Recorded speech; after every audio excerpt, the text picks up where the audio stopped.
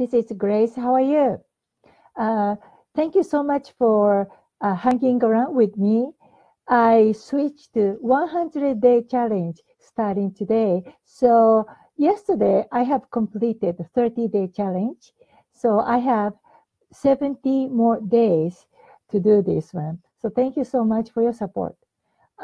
Today I went to a class. I had a class called Cognition and Assessment and the Treatment of Neurological Impairment for my continuing education unit. I have to take some courses every year to keep my California state license. And today I had this cognition seminar. So I'd like to share with you what I learned and also what really moved me today. The first one was they said you have to focus on ability. When you try to work with people, students, children, or patients, we try to fix them. We try to fix their problem. We try to teach them new skills. But of course, that's good in a certain situation. But when you are working with the elder patients with the dementia, you need to focus on abilities. And what I mean by abilities is there are two kinds of disabilities or their memory impairment. One is a memory impairment in terms of a short-term memory or in terms of what they can do. In contrast, many dementia patients, they do have long-term memory or unconscious memories, such as they still can take care of themselves. The speed might be slow, but at least they can feed themselves and they can dress themselves. And then why, not everybody, but why some family members or caretakers want to feed the patients? Because usually there are two reasons. One, if you let dementia patients to feed themselves, they are too slow. And usually we are pressed with time. So that's why we just want to feed them, right? And number two, they make mess.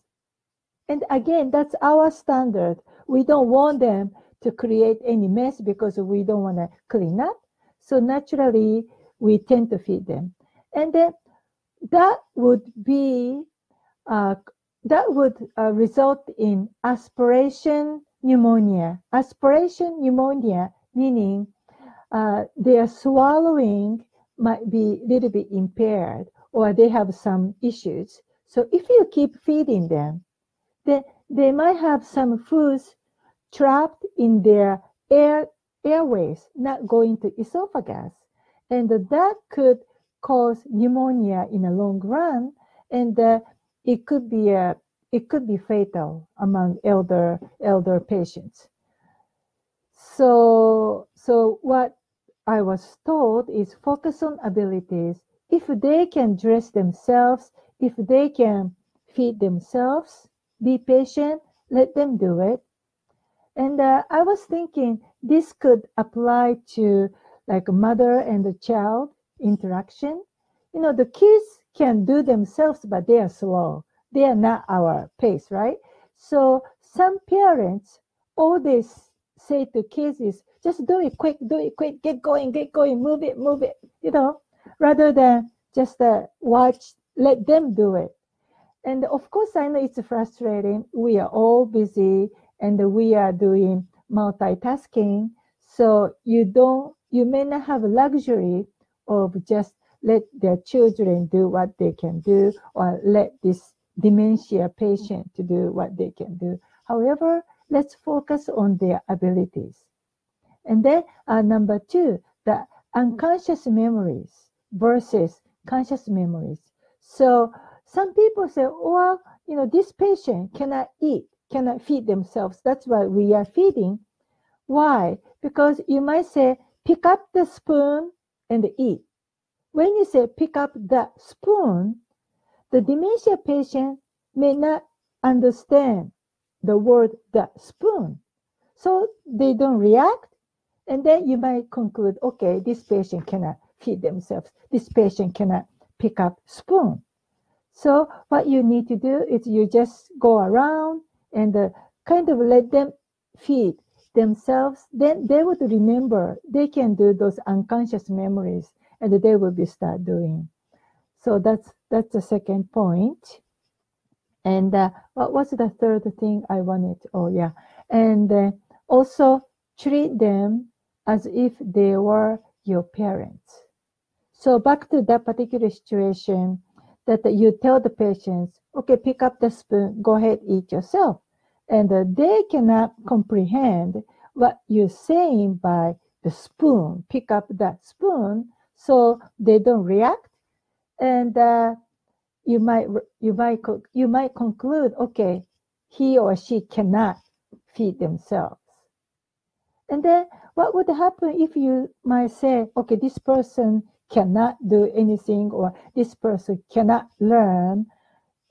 Then there might be another sad incident might happen. So just treat them as though they are your parents and try to show them what they can do. Well, I couldn't really articulate today's topic because I was so moved about how to interact with dementia patients. So today's presentation or today's live may not be that clear to you, but I hope you at least understand how I'm feeling. I'm really moved by today's seminar. The instructor, her name was Jane Yekel. Jane was such a great instructor. I really enjoy learning about dementia and how to do the assessment and the treatment. Okay, that's all for today. And I will see you tomorrow. Thank you. Bye-bye.